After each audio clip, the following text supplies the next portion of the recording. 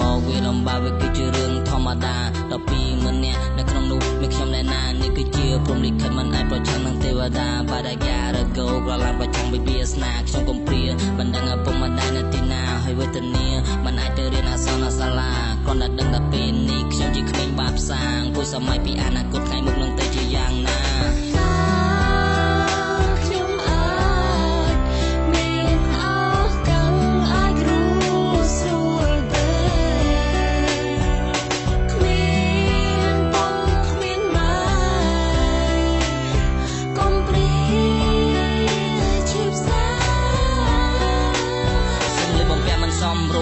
ខ្ញុំនេះខុសគេកំណើសម្រាប់គឺជាតែខ្ញុំតើបងប្អូនដឹងទេចំណីអាហារទាំងយប់ទាំងថ្ងៃខ្ញុំបរិភោគពីគេហើយជួនកាលខ្ញុំលេចអត់បាយខ្ញុំមិនដឹងធ្វើម៉េចទេតែការសាលាសង្ឃឹមថានៅថ្ងៃណាមួយអញមានឱកាសមករៀនបានសូត្របើសិនជាគេជួយកុំដេកស្រមៃទាំងយប់ទាំងថ្ងៃវាធ្វើឲ្យខ្ញុំនេះទុកព្រួយរសាដណ្ដាតតែម្នាក់ឯងឆាជីវិតមានតែមួយឬឆាជីវិតរបស់ខ្ញុំវាបានតែប៉ុណ្ណឹងខំលើកទឹកចិត្តដោយខ្លួនឯងឲ្យចេះខំប្រឹងតែសំណាងមិនអបព្រោះតែគ្មានទីពឹងកំខំមកសង្កត់ចិត្តធ្វើម៉េចបើជីវិតវាអញ្ចឹងអ្នកម្ដាយនៅទីនេះមិនដឹងយល់ល្អប៉ុណ្ណាប្រហែលជាកូនអាចមានចំណេះបន្ទាប់ពីចេញពីសាលាមានការងារធ្វើមានមុខមានមាត់ជប់ទៅកញ្ចាស់លុយដុល្លារមិនដូចជាពេលនេះទេកូនជាក្មេងបាបសា